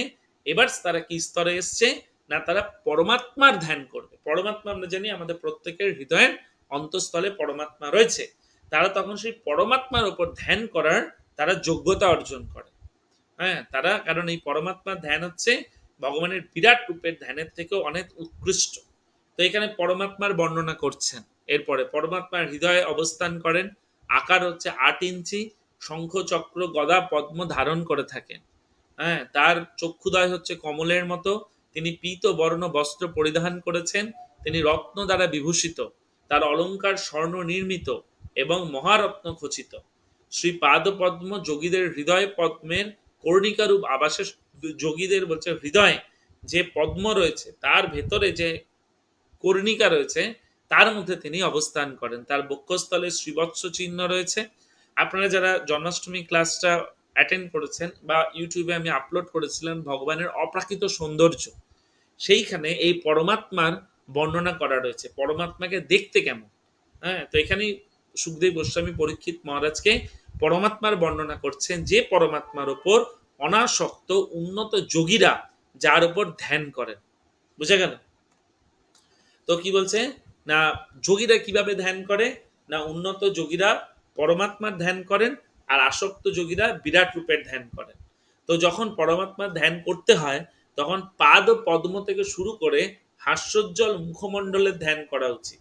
প্রথমে তার শ্রী পাদ পদ্মে মনকে স্থির করা উচিত, তারপর জঙ্ঘা এইভাবে উচ্চ থেকে উচ্চতর অঙ্গের ধ্যান করা উচিত। এর দ্বারা বুদ্ধি ধীরে ধীরে পরিশুদ্ধ হবে। তাহলে আমরা যখন ভগবানের দর্শন করি, আমরা বলি না ক্লাসে যে আমাদের চরণ থেকে দর্শন করা উচিত? কেন বলি? কারণ সুখদেব গোস্বামী এখানে পরীক্ষিত মহারাজকে এই বর্ণনা করছেন। দেখুন, আমরা আমাদের ভক্তি জীবনে যে সমস্ত নিয়ম কানুন পালন করি বা যেগুলো আমরা আলোচনা করি, যেগুলো প্রভুপাদ আমাদেরকে দিয়েছেন, সেগুলো আমাদের মন গড়া নয়। শিল প্রভুপাদ আমাদের শাস্ত্র থেকে উদ্ধৃতি দিয়ে আমাদের সেই সমস্ত নিয়মাবলী আমাদের প্রদান করেছেন। যেমন আগের দিন আমরা আলোচনা করলাম কেন আমাদের 4টি নিয়ম পালন করা উচিত। কলির যে 4টি যে স্তম্ভ, ওই 4টি স্তম্ভকে যাতে আমরা মানে মানে ধর্মের 4টি স্তম্ভকে যেন আমরা মেনটেন করতে পারি, রক্ষা করতে পারি, সেই জন্য আমাদের 4টি নিয়ম পালন করা উচিত। আমরা ইসকনে 4টি নিয়ম পালন না করলে দীক্ষা হবে না। কেন বলি? কারণ এটা ভাগবতমে বর্ণনা করা আছে। তাহলে প্রথমে শ্রী পাদ পদ্ম থেকে শুরু করে ভগবানের হাস্যোজ্জ্বল মুখের আমাদের দর্শন করা উচিত। প্রথমে গিয়ে ডাইরেক্ট ভগবানের মুখমণ্ডলের দর্শন করা উচিত নয়। কিন্তু কারো যদি পরমেশ্বর ভগবানের প্রেম ভক্তি উদয় না হয়, ততক্ষণ পর্যন্ত তাদের কর্তব্য কর্ম সম্পাদনের পর যত্নপূর্বক ভগবানের বিরাট রূপেরই ধ্যান হওয়া উচিত। তাহলে কি হয় না, 3টে স্তর। একটা হচ্ছে আসক্ত যোগী বিরাট রূপের ধ্যান করবে, উন্নত যোগী পরমাত্মার ধ্যান করবে, এবং পরবর্তী স্টেজ হচ্ছে ভগবানের প্রতি প্রেম। তাহলে যদি বলছে ভগবানের প্রতি যতক্ষণ না আমাদের প্রেম উৎপন্ন হচ্ছে ততক্ষণ পর্যন্ত আমাদের এই বিরাট রূপের বা পরমাত্মার ধ্যান করতে হবে। এটা কে বলছে? পরীক্ষিত মহারাজকে সুখদেব গোস্বামী বলছে। তো এইভাবে দেখুন, এইটা আবার বোঝার চেষ্টা করুন ফ্লো চার্টটা।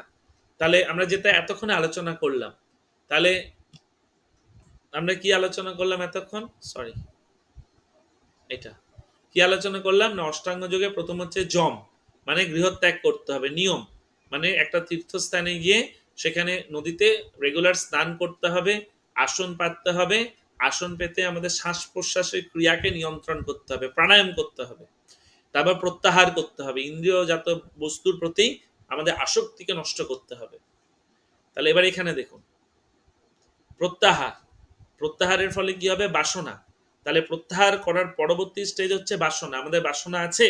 হ্যাঁ, যাদের বাসনা আছে তারা আসক্ত যোগী, তারা বিরাট রূপের ধ্যান করবে, তারা তাদের ধারণাশ্রয়কে বিরাট রূপ। আর যারা প্রত্যাহার করার পরে যারা অনাসক্ত হয়ে পড়বে, হ্যাঁ, যাদের কোনো জড়জাগতিক বিষয়ের প্রতি আসক্ত থাকবে না, তাদের ধারণাশ্রয় কি না পরমাত্মা, তারা পরমাত্মার ধ্যান করবে। ঠিক আছে, এবার ধরুন এই বিরাট রূপের আশ্রয় বা বিরাট রূপের ধ্যান করার পর, যেটা ভগবানের জড়জাগতিক রূপ, সেইটার ধ্যান করার পর যদি তাদের মধ্যে বাসনা চলে যায়, তাহলে তারা কি করবে? পরবর্তী স্টেজে পরমাত্মার ধ্যানে মগ্ন হবে। হ্যাঁ, পরমাত্মার ধ্যানে মগ্ন হবে। তারপর হচ্ছে সমাধি, হ্যাঁ, তারপর হচ্ছে ব্রহ্ম উপলব্ধি, তারপর হচ্ছে মুক্তি। আসছি, এবার ধরুন কারোর বাসনা এই বিরাট রূপে ধ্যান করার পরেও তাদের বাসনা রয়ে গেছে, তারা বিরাট রূপে ধ্যানও করছে, আবার তাদের মধ্যে জড়জাগতিক যে আসক্তি বা বাসনা রয়ে গেছে। হ্যাঁ, তাহলে তাদের কি কোনো গতি নেই? তাদের গতি আছে। তাদেরকে লম্বা পদ্ধতি অবলম্বন করতে হবে মুক্তি লাভ করার জন্য। তারা প্রথমে বৈশ্যানর লোকে যাবে, তারপর শিশুমার চক্র লোকে যাবে, তারপর তাদেরকে ক্রমমুক্তির পথকে অনুশীলন করতে হবে। কি পথ? ক্রমমুক্তি, ধীরে ধীরে। বৈশ্বনার লোক, শিশুমার লোক, মহলোক, ব্রহ্মলোক। তারপর হচ্ছে ব্রহ্মলোক ভেদ করলে কি আসবে না মহত্তত্ত্ব আসবে। হ্যাঁ, মহত্তত্ত্ব। তার আগে কি আসবে না আমাদের যে 5টা উপাদান আছে, ভূমি, জল, বায়ু, অগ্নি, আকাশ, এর আবরণ রয়েছে। মানে আপনারা যদি এই বিশ্ব ব্রহ্মাণ্ডের যদি ম্যাপ দেখেন বা বিশ্ব ব্রহ্মাণ্ডের যে কাভারিংস দেখেন বা কভার আছে, তাহলে কি দেখতে পাওয়া যাবে না আমরা বললাম চতুর্দশ ভুবন আছে। একটা প্রথমটা হচ্ছে ভূলোক, ভূবরলোক, স্বর্গলোক, মহলোক, জনলোক, তপলোক, ব্রহ্মলোক। ব্রহ্মলোকের পর 5টা আবরণ রয়েছে। কিসের আবরণ? ভূমির আবরণ, তারপর জলের আবরণ, তারপর অগ্নির আবরণ, তারপর বায়ুর আবরণ, তারপর আকাশের আবরণ। তারপরে কি রয়েছে? মিথ্যা অহংকারের আবরণ রয়েছে। এইটাকে ভেদ করলে মহত্তত্ত্বকে ভেদ করতে হবে। তারপর মহত্তত্ত্ব আছে। তারপর প্রধান আমরা আলোচনা করব পরের দিন মহত্তত্ত্ব কি, বুঝতে চেষ্টা করবেন। তারপর প্রধান ভেদ করে তারপর তারা মুক্তি লাভ করবে। আর যারা পরমাত্মার ধ্যান করছেন তারা যদি অনাসক্ত হন তাহলে তারা ধ্যান করবে, তারা সমাধি, তারা ভগবানের চরণে সমাধি উপলব্ধি করে তারা ব্রহ্ম উপলব্ধি পাবে। ব্রহ্ম উপলব্ধি কি করে হবে? তাদেরকে ষট চক্র যোগে প্রাণকে মূলাধার থেকে আগ্রা চক্রে উন্নীত করতে হবে, তারপর তার মুক্তি হবে। তাহলে আমরা একটু আগে যাই। আগে গিয়ে কি দেখব না এইটা দেখব, এইটা। এবার দেখুন তাহলে ধারণা, ধারণা কি হলো? বুদ্ধির দ্বারা মনকে ভগবানের রূপে নিবদ্ধ করা। দুরকম রূপে নিবদ্ধ। নবীন যারা যোগী তারা বিরাট রূপে নিবদ্ধ করবে, আর যারা পরমাত্মার ধ্যান করছে, যারা অনাসক্ত যোগী, তারা পরমাত্মাতে তার মনকে নিবিষ্ট করবে। তাহলে ধারণা যখন পরমাত্মাতে নিবিষ্ট হবে তখন শ্রীবিষ্ণুর পূর্ণ শরীরের ধারণা থেকে বিচ্যুত না হয়ে একে একে তার অঙ্গ প্রত্যঙ্গের ধ্যান করবে। প্রত্যেকটা অঙ্গ প্রত্যঙ্গের তারপর ধ্যান করবে। তারপর অন্য কোনো চিন্তা না করে মনকে শ্রী বিষ্ণুতে সম্পূর্ণভাবে নিষ্ঠা করবে। এইভাবে অষ্টাঙ্গ যোগের এই পালন করার মাধ্যমে কি হবে না আমরা অন্তে নারায়ণ স্মৃতি স্তরে অধিষ্ঠিত হতে পারবো। কিন্তু এটা তো সোজা নয়। তার আগে আমাকে 1 2 3 4 5 এই 5টা জিনিসকে আমাদের পালন করতে হবে। তো শুকদেব গোস্বামীর কথা শুনে পরীক্ষিত মহারাজ কি বলছে যে বাপ রে বাপ। যদিও পরীক্ষিত মহারাজ ঘর ত্যাগ করেছেন, সবই ত্যাগ করেছেন, কিন্তু পরীক্ষিত মহারাজ এখানে আমাদের কথা বিবেচনা করছেন যে আদৌ এটা আমাদের পক্ষে সম্ভব কিনা। তো একজন মৃত্যু পথযাত্রী মানুষের কর্তব্য সম্পর্কে পরীক্ষিত মহারাজের প্রশ্নের উত্তরে যে সমস্ত ঋষিরা সমবেত হয়েছিলেন তাদের কাছে তাদের পছন্দনীয় অষ্টাঙ্গ যোগের প্রক্রিয়া বর্ণনার পর শুকদেব গোস্বামী এখন পরম মুক্তি অর্জনের পথ সম্পর্কে তার নিজের মতামত প্রদান করবেন।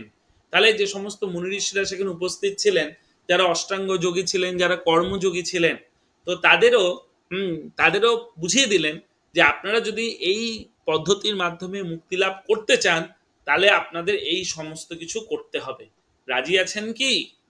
তারপর সুখদেব গোস্বামী নিজের মতামত বলছে যে এবার ইনি কনক্লুশন দেবে। কনক্লুশন মানে হচ্ছে যে নিজের মতামত দেবে।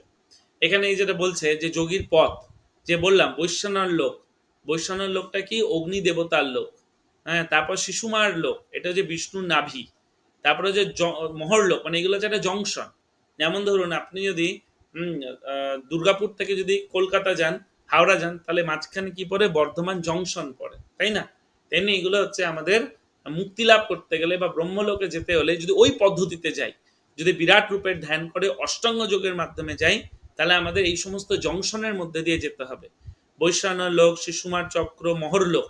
মহরলোকে কিনা ভৃগুমুনি থাকেন। ভৃগুমুনি প্রভৃতি মহর্ষিরা এখানে 1 মহাকল্প পর্যন্ত দীর্ঘায়ু উপভোগ করেন। তারপর কি হয় না, 1 কল্প যখন শেষ হয়ে যায় তখন অনন্ত দেবের মুখাগ্নির দ্বারা এই লোকগুলো ভস্মীভূত হয়ে যায়। তারপর ব্রহ্মলোক। তারপর তারা কি হয় না, মানে ব্যাপারটা বুঝুন, জিনিসটা এইরকম হয়। ধরুন আপনি প্রথমে বৈশ্বনার লোকে গেলেন, এবার যখন কল্প শেষ হয়ে যাবে তখন অনন্তদেব মুখ থেকে যে মুখাগ্নি বেরোবে তাতে এই বৈশ্বনার লোক, শিশুমার লোক, মহর লোক, এই 3টে লোক পুরো অগ্নিতে দগ্ধ হয়ে যায়। এবং যখন দগ্ধ হয়ে যায় তখন মহরলোকে যারা থাকে তারা তখন ব্রহ্মলোকে চলে যায়, কেন ব্রহ্মলোকটা দগ্ধ হয় না। তখন ব্রহ্মলোকে কি নেই? শোক, মৃত্যু, দুঃখ, উদ্বেগ কিছু নেই। এখানে ব্রহ্মজি অবস্থান করে এবং ব্রহ্মলোক থেকে আমরা সরাসরি আমরা চলে যেতে পারি বৈকুণ্ঠে। কিন্তু এই পদ্ধতিটা হচ্ছে অত্যন্ত কঠিন। এই পদ্ধতিটা হচ্ছে অত্যন্ত কঠিন, ব্রহ্মা যে আছে সে কিন্তু ভগবত ধামে চলে যাবে, তো ব্রহ্মা তার সাথে বাকিদেরকেও নিয়ে যাবে, কিন্তু ব্রহ্মলোক পর্যন্ত যাওয়ার পদ্ধতিটা হচ্ছে খুব শক্ত। যাই হোক, আশা করি আপনারা চেষ্টা করবেন না। তো এখানে কি বলছে দেখুন, ব্রহ্মলোকে পৌঁছাবার পর যোগী যদি ব্রহ্মার আয়ুষ্কাল পর্যন্ত অবস্থান করতে চান তাহলে তিনি ব্রহ্মার সাথে সেই সময় মুক্তি লাভ করেন। যাই হোক, তিনি যদি তার পূর্বেই মুক্তি লাভ করতে চান তাহলে ব্রহ্মাণ্ডের 7টা আবরণ ভেদ করে তাকে ব্রহ্মে প্রবেশ করতে হবে।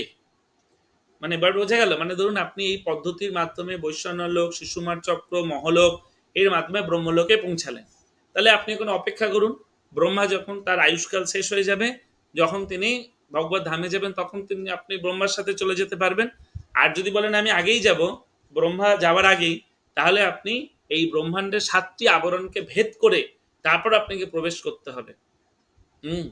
তারপর কি বলছে, ভূমি, জল, অগ্নি, বায়ু, আকাশ এই স্তর অতিক্রম করতে হবে। হ্যাঁ, তারপর মিথ্যা, অহংকার, মহত্তত্ত্ব প্রধানের স্তরকে ভেদ করতে হবে। অবশেষে যোগী পরব্রহ্মে লীন হয়ে যান, তারপর তিনি এই জগতে আর ফিরে আসে না। এই পদ্ধতিটাই বলছে। তো ভগবান শ্রীকৃষ্ণ ব্রহ্মার নিকট এই দুটি পথকে ব্যাখ্যা করেছেন, যে দুইভাবে আমরা ভগবত ধামে যেতে পারি।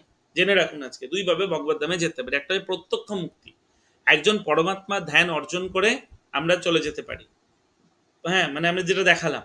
আরেকটা হচ্ছে ক্রমমুক্তি, যেটা বিরাট রূপের ধ্যান অর্জন করে আমরা যেতে পারি। মানে এইটা, এই ছবিটা, আর কিছু না, এই ছবিটা। এই যে একটা হচ্ছে বিরাট রূপের ধ্যান অর্জন করে ক্রমমুক্তির পথ অনুশীলন করতে পারি, আরেকটা হচ্ছে প্রথমে বিরাট রূপের ধ্যান করলাম, বাসনা থেকে মুক্ত হলাম, পরমাত্মার ধ্যান করলাম, তারপর সমাধিতে গেলাম, তারপর ব্রহ্ম উপলব্ধি করলাম, তার জন্য ষটচক্র যোগ অনুশীলন করতে হবে, প্রাণকে মূলাধার থেকে আজ্ঞা চক্রে উন্নীত করতে হবে, ব্রহ্মরন্ধ্র দিয়ে তারপর বেরোতে হবে। এই হচ্ছে পদ্ধতি। এটাও কিন্তু অত সোজা নয়, এটাও খুব কঠিন পদ্ধতি।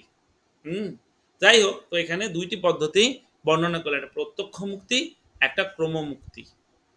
এবার কি বলছে, বলছে সুখদেব গোস্বামী নিজের এবার অভিমত ব্যক্ত করছেন। কি অভিমত?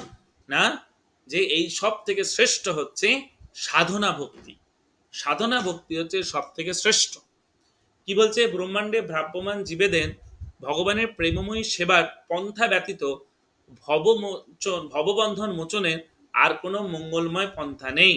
এখানে সুখদেব গোস্বামী কনক্লুশন দিচ্ছেন যে এই পদ্ধতিগুলো অত্যন্ত শক্ত, এগুলো অত্যন্ত জটিল। তো সব থেকে সোজা পদ্ধতি কি না, ভগবানের প্রেমময়ী সেবায় যুক্ত হবা। ন ন হাত হন্ত শিব পন্থা বিশত সংস্কৃতাবিহ বাসুদেবে ভগবতী ভক্তি যোগ যত ভাবে। বলছে এর থেকে আর মঙ্গলময় পন্থা নেই বা সোজা পদ্ধতি নেই।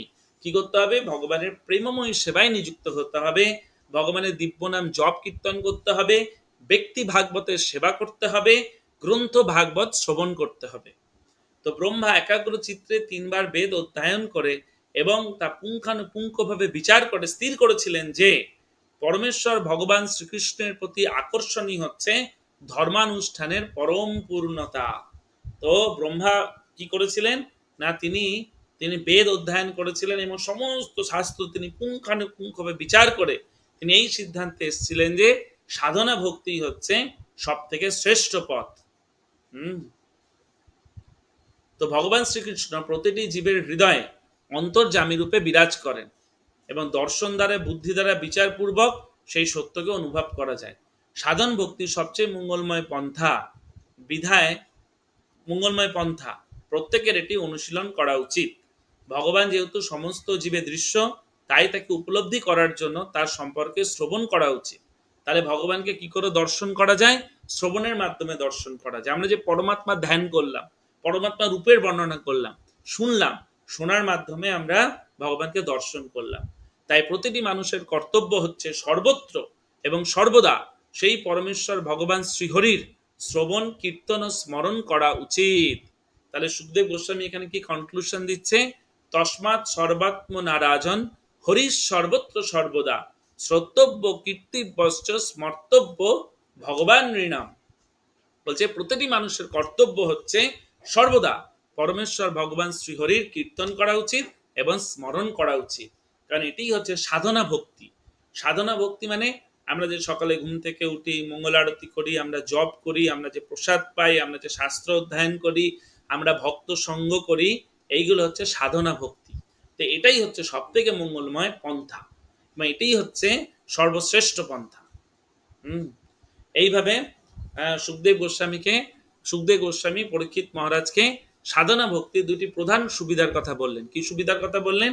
যারা অমৃতময় ভগবত কথা কর্ণ কুহর দ্বারা পান করেন তাদের একই ফল, সাধনা ভক্তির ফল কি? বলছে বিষয় ভোগ দূষিত অন্তঃকরণকে পবিত্র করে। আমাদের অন্তঃকরণ চিত্ত হচ্ছে বিষয় ভোগের দ্বারা দূষিত, এটাকে শুদ্ধ করে। আর কি করে? ভগবানের শ্রী পাদপদ্মের সমীপে গমন করে। আমরা ভগবানের পাদপদ্মের নিকটে আমরা পৌঁছে যাই। পিবন্তি যে ভগবত আত্মন শতাম কথামৃতং শ্রবণ পুটে সুসম্ভূতম পুণ্যন্তি তে বিষয়া বিদু সীতা স্বয়ং ব্রজন্তি তচ্চরণ সররু হান্তিকম। তো দুটো ফল সাধনা ভক্তির। একটা কি? আমাদের অন্তঃকরণ পবিত্র হয়ে যায়, আমাদের মধ্যে কাম ক্রোধ লোভ মোহ মাৎসর্য দূরীভূত হয়। কি করলে? সকালে ঘুম থেকে উঠে মঙ্গলারতি করে, 16 মালা জপ করে, ভগবানের প্রসাদ পেয়ে, গ্রন্থ অধ্যয়ন করে, ভক্ত সঙ্গ করে, ভাগবত শ্রবণ করে আমাদের অন্তঃকরণ পবিত্র হবে, এবং অন্তঃকরণ যত পবিত্র হবে আমরা ভগবানের পাদ পদ্মের নিকটে আমরা পৌঁছাবো। এবার পরবর্তী পর্যায়ে আসছে। তাহলে এটা সুখদেব গোস্বামী পরীক্ষিত মহারাজকে কনক্লুশন দিয়ে দিলেন। তারপর সুখদেব গোস্বামী কি বলছেন? যেভাবে আপনি আমাকে মরণমুখ বুদ্ধিমান মানুষদের কর্তব্য সম্বন্ধে জিজ্ঞাসা করলেন, সেই অনুসারে আমি আপনাকে উত্তর দিয়েছি। এখন বুদ্ধিহীন লোকেদের কার্যাবলী শ্রবণ করুন। তাহলে এইগুলো কাদের জন্য? যারা বুদ্ধিমান লোক। আর যারা বুদ্ধিহীন, যাদের মাথায় বুদ্ধি নেই, তারা কি করেন না, তারা প্রথমে কি করে না, দেবদেবীর পুজো করে। অল্প বুদ্ধিমান ব্যক্তিরা বিভিন্ন দেবদেবীর পুজো করে। তো এটা তো শ্রেষ্ঠ পথ সাধনা ভক্তি, যার মাধ্যমে আমরা কৃষ্ণ ভক্তির প্রতি অনুশীলন করব, কৃষ্ণ ভক্তি অনুশীলন করব। এবার বুঝুন, এবার সুখদেব গোস্বামী, যেহেতু অনেক ওখানে ঋষিমুনিরা উপস্থিত ছিলেন যারা দেবদেবীর উপাসনা করতেন, কেন? এবার প্রশ্ন আসবে যে সুখদেব গোস্বামীর কাছে, পরীক্ষিত মহারাজের কাছে 7 দিন সময় ছিল, তাহলে সুখদেব গোস্বামীর 7 দিনে এত কিছু বলার কি প্রয়োজন বাবা? ভগবানের লীলা বলে দিলেই তো হতো, ভগবান কৃষ্ণ কি কি করেছেন, তাহলেই তো হয়েছে। তো কিন্তু না, কেন সুখদেব গোস্বামী পরীক্ষিত মহারাজকে এত কথা বলছেন? অষ্টাঙ্গ যোগের কথা বলছেন, তারপরে দেবদেবীর কথা বলছেন। দেখুন, ভাগবতমের 10ম স্কন্ধে রয়েছে ভগবান কৃষ্ণের ডাইরেক্ট প্রত্যক্ষ লীলা, যে লীলা করেছে। সুখদেব গোস্বামী সেটা বললেই হয়ে যেত, 7 দিনে এটা কমপ্লিট হয়ে যেত। কিন্তু প্রথম, দ্বিতীয়, তৃতীয়, চতুর্থ, পঞ্চম, ষষ্ঠ, সপ্তম, অষ্টম, নবম স্কন্ধ করার পর 10ম স্কন্ধে তিনি গেছেন। কারণ অনেক ঋষিরা ছিল যারা অষ্টাঙ্গ যোগী। তাহলে যে সমস্ত ঋষিরা ছিল যারা অষ্টাঙ্গ যোগী, তাহলে সুখদেব গোস্বামী তাদেরও মনের সংশয় দূর করে দিলেন। যারা ছিল কর্মযোগী, যারা পরমাত্মা ধ্যান করেন, তাদেরও সংশয় দূর করে দিলেন যে না, তোমরা এই পদ্ধতি অনুশীলন করছো, এই পদ্ধতিতে বহু সময় লেগে যাবে। এবার আসছে যারা কর্মযোগী, যারা দেবদেবীর, আগেরটা ছিল পরমাত্মা ধ্যান করে, ধ্যানী। তাহলে প্রথমটা ছিল হচ্ছে অষ্টাঙ্গ যোগী, তারপর ছিল ধ্যানী, এবার হচ্ছে কর্মযোগী। যারা কর্মযোগী হয় তারা বিভিন্ন দেবদেবীর উপাসনা করে। তাহলে এখানে অনেক মুনি ঋষিরা ছিল যারা পরীক্ষিত মহারাজকে জ্ঞান দিয়েছিল যে আপনি যজ্ঞ করুন, আপনি যোগ সাধন করুন, আপনি ধ্যান করুন, আপনি দেবদেবীর উপাসনা করুন। তো পরীক্ষিত মহারাজের মধ্যে তো সেইগুলো তো ঢুকে আছে যে এরা তো মহান ঋষি, এরা আমাকে বলেছে। তাহলে কোনো পর্যায়ে পরীক্ষিত মহারাজের মনের কুঠুরিতে সেই সংশয়টাও থাকতে না। আমাদের অনেক সময় সংশয় হয় কি, যে কালী পুজোর দিন গিয়ে তাহলে অমাবস্যার রাতে গিয়ে পুজোটা দিয়ে আসি, যদি আমরা ভক্ত। কেন না, আমাদের মধ্যে একটুখানি সংশয় রয়েছে। যদি দুর্গাপুজো অঞ্জলি না দিই, যদি সরস্বতী পুজো অঞ্জলি না দিই, তাহলে যদি এই দেবদেবীরা আমাদের প্রতি কুপিত হন তাহলে কি হবে? তো এখানে দেখুন সুখদেব গোস্বামী এরপর বলছে যে কি জন্য, কি বাসনা থাকলে আমরা কোন কোন দেবদেবীর পুজো করি। ভালো করে একটা ছবি তুলে রেখে দিন, তাহলে এটা কাজে লাগবে। বলছে দেখুন, যদি আমরা পুত্রাদি চাই তাহলে আমাদের প্রজাপতির পুজো করতে হবে, স্ত্রী বা সৌন্দর্য চাইলে দুর্গা দেবীর পুজো করতে হবে, তেজ চাইলে অগ্নির পুজো করতে হবে, ধন চাইলে অষ্টবসুর পুজো করতে হবে, স্বর্গ চাইলে আদিত্যদের পুজো করতে হবে, রাজ্য চাইলে বিশ্বদেবের পুজো করতে হবে, আপনি দীর্ঘ আয়ু চান তাহলে অশ্বিনী কুমারের পুজো করতে হবে। এগুলো সব কর্মকাণ্ড যারা দেবদেবীর পুজো করে। তাহলে দেখুন, আপনাকে এত কিছু চাইতে গেলে আপনাকে এত এত দেবদেবীর, এখানে বলতে পারবেন আপনি কোনটা চান না? আমরা সব চাই, তাই না? তাহলে এই সমস্ত দেবদেবীর পূজা আমাদেরকে করতে হবে। দেখুন, বিদ্যা লাভ করতে গেলে শিবের পূজা করতে হবে, দাম্পত্য প্রেমের জন্য উমাদেবীর পূজা করতে হবে, তারপরে ইন্দ্র সুখ ভোগ করতে গেলে চন্দ্রের পুজো করতে হবে। কিন্তু বলছে এই সব থেকে শ্রেষ্ঠ হচ্ছে ভগবান পরমেশ্বরের আরাধনা। সুখদেব গোস্বামী পরীক্ষিত মহারাজকে এই শ্লোকটি বলছে, অকাম সর্বকাম বা মোক্ষ কাম উদারধি তীব্রেণ ভক্তি যোগেন যজতে পুরুষং পরম। খুব গুরুত্বপূর্ণ শ্লোক। বলছে সুখদেব গোস্বামী পরীক্ষিত মহারাজকে বলছে, আমি মানলাম যে তোমার মধ্যে বা অনেকের মধ্যে অনেক কামনা বাসনা থাকে। এই কামনা বাসনার দ্বারা অভিভূত হয়ে বা দ্বারা অনুপ্রাণিত হয়ে মানুষেরা বিভিন্ন দেবদেবীর পুজো করে। কিন্তু যদি আমাদের মধ্যে কামনা বাসনা থাকে, অকাম সর্বকাম, যদি আমাদের মধ্যে কোনো কামনা বাসনা না থাকে বা সমস্ত কামনা বাসনা থাকে বা মোক্ষ কাম, যদি আমরা মোক্ষ লাভ করতে চাই বা মুক্তি লাভ করতে চাই, তাহলেও আমাদের কি করতে হবে? সর্বতভাবে পরমেশ্বর ভগবানের আরাধনা করতে হবে। তীব্রে না ভক্তি যোগে না, মানে ধরুন ব্যাপারটা এরকম হলো, আমার ধরুন অনেক কামনা বাসনা, আমি ধরুন এইখানে যে 26টা কামনার কথা বলা হয়েছে মিনিমাম, এই 26টাই আমার প্রয়োজন, বা আমি এর মধ্যে কোনোটাই চাই না, আমি একদম এই সমস্ত কিছু থেকে অনাসক্ত হয়ে গেছে, আমি মুক্তি লাভ করতে চাই। তাহলে যে ব্যক্তির বুদ্ধি উদার, তিনি সমস্ত রকম জড় বাসনা থেকে মুক্তই হন, বা সেই 26টা জড় বাসনা যুক্তই হন, বা জড়বন্ধন থেকে মুক্তি লাভ করতেই চান না কেন, তার একমাত্র কর্তব্য ভগবান কৃষ্ণেরই উপাসনা করা। মানে আপনি যদি বাসনা চানও, তাও আপনি সেটা ভগবানের কাছ থেকে চান, কৃষ্ণের কাছ থেকে চান, অন্য কোনো দেবদেবীর কাছে চেয়েন না। যেমন আমার যদি পুত্র দরকার হয়, আমি ভগবানের কাছে গিয়ে প্রার্থনা করব, হে কৃষ্ণ, আমাকে একজন সুস্বাস্থ্য দীর্ঘায়ু কৃষ্ণ ভক্ত সুপুত্র প্রদান করো। আমাদের গুরু মহারাজ এই প্রার্থনা করতে বলেন ভগবানের সামনে গিয়ে। আমার কামনা রয়েছে, পুত্র কামনা রয়েছে, আমি ভগবানের সামনে গিয়ে আমি প্রার্থনা করব। আমি পুত্র কামনার জন্য আমি এখানে কোন দেবদেবীর পুজো বলছে না, প্রজাপতির পুজো করব না।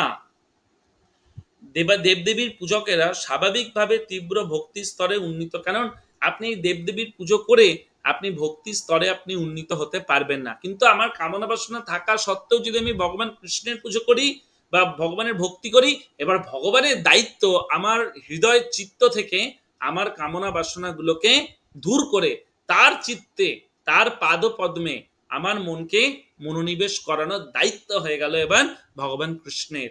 কিন্তু দেবদেবীদের এরকম কোনো দায়িত্ব নেই।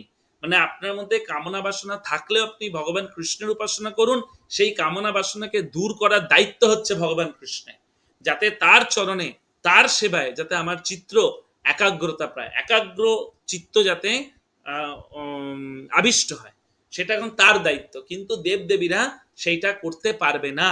আপনি যদি এই 26 রকম দেবদেবীর পুজোও করেন, তাহলেও আমরা ভগবানের চিত্তে আমাদের মন একাগ্র চিত্ত হবে না। তাই আমাদের সব থেকে উচিত কি না, আমাদের ভগবানের সেবা করা উচিত। দেবদেবীর পূজকেরা শুদ্ধ ভক্তের সঙ্গ প্রভাবেই কেবল তীব্র ভক্তি লাভ করেন, অন্য কোনোভাবে না। যদি দেবদেবীর যারা উপাসনা করেন, তারা যদি একমাত্র যদি শুদ্ধ ভক্তের যদি সঙ্গ লাভ করেন, তবেই তারা ভক্তি যোগের বা ভক্তির প্রতি তারা আকৃষ্ট হবে। যদি আপনি দেবদেবীর পুজো করেন, তাহলে ভক্ত সঙ্গ আপনার যদি না হলে আপনি মানে ভক্তিযোগ অনুশীলন বা ভক্তি লাভ করতে পারবেন না। যে ব্যক্তি সর্বদা দেবদেবীর পূজা করত, সে কিভাবে ভক্তি লাভ করবে? এটা সুখদেব গোস্বামী বলছেন পরীক্ষিত মহারাজকে যে আপনার যেই কামনা থাকুক না কেন, আপনি ভগবান কৃষ্ণের পুজো করুন বা ভক্তি করুন, তাহলে আপনি ভক্ত সঙ্গের প্রভাবে আপনি ভক্তি লাভ করবেন। এমনকি জ্ঞানীরাও ভক্তিপদ গ্রহণ করে, দেবদেবীর পূজকেরা পারে না।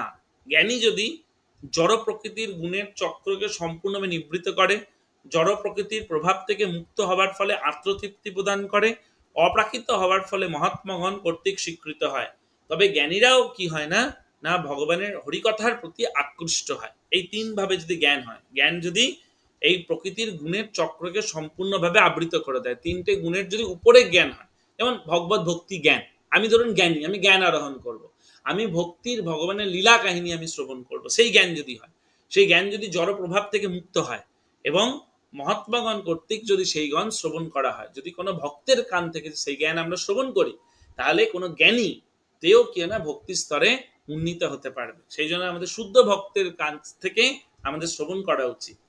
বুঝা যাচ্ছে তো বলছি সেটা? তো যাই হোক, তো শৌনক ঋষিগণ এই কথা শ্রবণ করে সুত গোস্বামীর কাছ থেকে তারা আরো অনুপ্রাণিত হলো। তারা জিজ্ঞেস করলেন পরীক্ষিত মহারাজ সুখদেব গোস্বামীকে আর কি জিজ্ঞেস করলেন, মানে তারা এত ইন্টারেস্ট পেয়ে গেছে, হ্যাঁ, যে আরে সুখদেব গোস্বামী এত সুন্দর ব্যাখ্যা করছেন, ভক্তির শ্রেষ্ঠত্ব তুলে ধরছেন, তারা অনুপ্রাণিত হয়েছেন। তারা বলছেন, আচ্ছা পরীক্ষিত মহারাজ আর কি কি প্রশ্ন করেছিলেন, হে সুত গোস্বামী আপনি বিদ্বান, আমরা তো শ্রবণ করতে আগ্রহী, তাই দয়া করে আরো হরিকথা বলুন, এবং যা ভগবত ভক্তদের সভায় আলোচিত হয়। বলছে আমাদেরকে আরো হরিকথা শোনান, আমরা আরো শুনতে চাই, যেটা সুখদেব গোস্বামী আলোচনা করেছিলেন ওই সভাতে। পরীক্ষিত তার শৈশব থেকেই একজন মহান ভক্ত ছিলেন। পুতুল নিয়ে খেলার চলে তিনি পরিবারের শ্রী বিগ্রহের পূজার অনুকরণে শ্রীকৃষ্ণের পূজা করতেন। বলছে এই পরীক্ষিত মহারাজ একজন মহান ভগবত ভক্ত ছিলেন। আমরা জানি যে পরীক্ষিত যখন ছোটবেলায় ছিলেন তখন তিনি শ্রীকৃষ্ণের বিগ্রহের পূজা করতেন খেলার ছলে, তাই না? আমরা সেটা বাচ্চাদের ওই স্পাইডারম্যান ব্যাটম্যানের খেলনা না দিয়ে আমরা যদি ভগবানের যদি খেলনা দিই, সেটা অনেক গুরুত্বপূর্ণ। তো সুখদেব গোস্বামী ছিলেন একজন মহান ভক্ত, বাসুদেব পরায়ণ ভক্ত, সেই জন্য হরিকথা অবশ্যই আলোচনা তিনি যা করেছিলেন আমরা তো শ্রবণ করতে আগ্রহী। কেন? যে শ্রোতা পরীক্ষিত মহারাজ সেও ভক্ত, আর যে সুখদেব গোস্বামী যে বক্তা সেও ভক্ত, অর্থাৎ তাদের মধ্যে যে আলোচনা হচ্ছে সেই আলোচনা আমাদেরকে বলুন। এটা কারা বলছে? শৌনকাদি ঋষিগণ সুত গোস্বামী, আমরা আগ্রহী। সেই জন্য এই হরিকথা বা ভাগবত কথা শ্রবণ করার জন্য আমাদের আগ্রহ থাকতে হবে, তবেই আমরা ভগবান কৃষ্ণের লীলার প্রতি আমরা আকৃষ্ট হতে পারবো। কি বলছেন? হরিকথা ব্যতীত যে কোনো কার্য সূর্য উদয় ও অস্তের সাথে জীবনের আয়ুকে হরণ করে নেয়। আমরা সারা জীবনে যা কাজ করি আমাদের আয়ু হরণ হয়ে যায় যদি সেই কথা হরিকথা না হয়। তাহলে বলবেন যারা হরিকথা শ্রবণ করে তাদেরকে আয়ু হরণ হয় না? সূর্য উদয় এবং সূর্যাস্তের সাথে, দেখুন যারা জড়জগতিক লোক তাদের সূর্য উদয় এবং সূর্য অস্তের সাথে কি হয়? তাদের জীবন তারা মৃত্যু মুখে পতিত হয়, তারা ভয়ের কবলে তারা পতিত হয়। আর যারা ভক্ত তাদের যখন সূর্যোদয় সূর্যাস্ত হয় তারা এক এক দিন তারা ভগবানের চরণের দিকে ধাবিত হয়। একজন মৃত্যু মুখে পতিত হয়, একজন ভগবানের চরণের দিকে ধাবিত হয়। তাহলে কোনটি হচ্ছে আনন্দদায়ক? নিশ্চয়ই মৃত্যু মুখে পতিত হওয়াটা আনন্দদায়ক নয়, কিন্তু ভগবানের ভক্তরা ভগবানের চরণের দিকে পতিত হয়, ভগবানের চরণের দিকে ধাবিত হয়, তো সেইটা আনন্দদায়ক। এইটা হচ্ছে সময়ের সর্বোত্তম ব্যবহার। তাই আমরা যদি কোনো সময় আমাদের ফাঁকা পাই সেই সময়টা ফালতু কাজ করে সেই সময় অপচয় করা উচিত নয়। আমাদের ভাগবত অধ্যয়ন করা উচিত, ভাগবত শ্রবণ করা উচিত, বা ভগবানের কিছু সেবা করা উচিত। এটি হচ্ছে সময়ের উত্তম ব্যবহার। না তো কার মতো কুকুর, শূকর, উট এবং গর্ধবের মতো আমাদের সময় অপচয় হয়ে যাবে।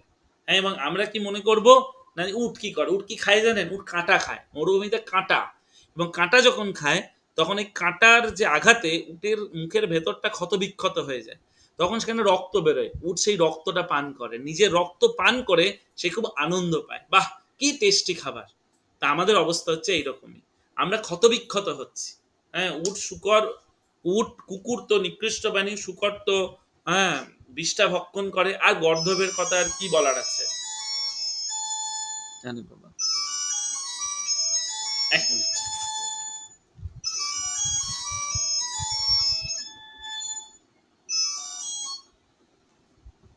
আর গর্ধবের কথা আর কি বলার আছে? গর্ধব তো গর্ধবই।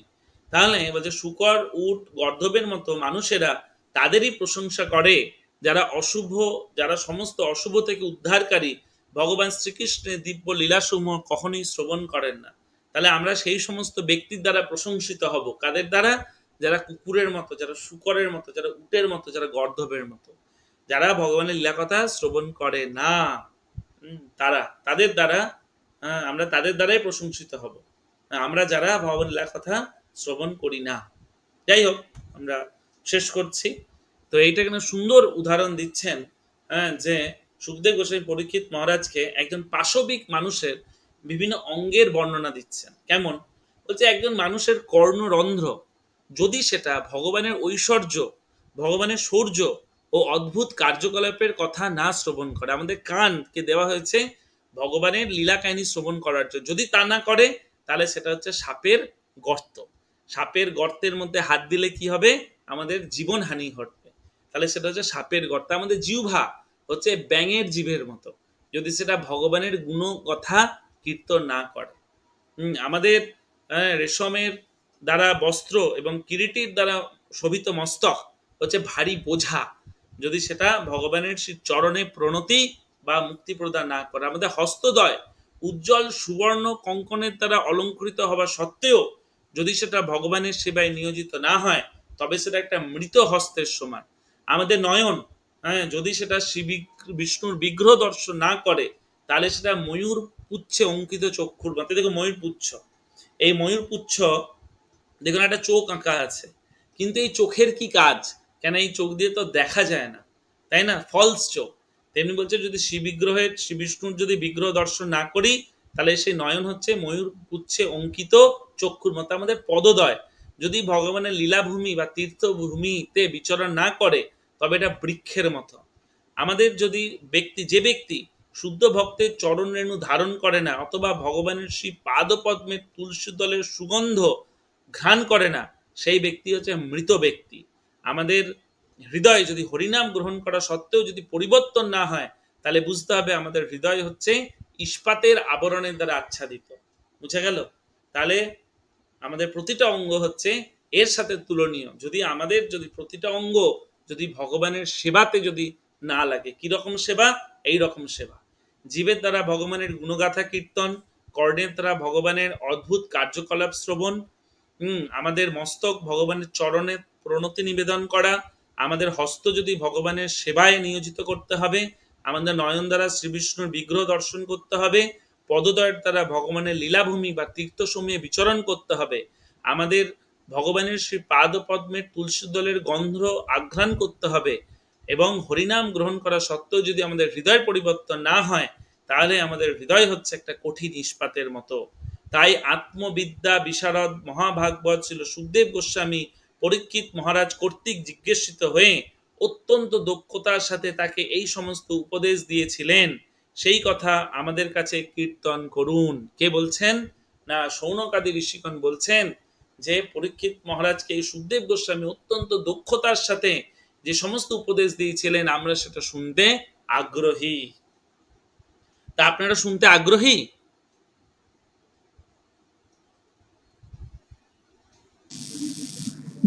হ্যাঁ প্রভু, আগ্রহী। আজকে আমরা এই দ্বিতীয় স্কন্ধ শুরু করলাম। প্রথম তিনটে অধ্যায় আমরা পূর্ণ করলাম, 1, 2, 3।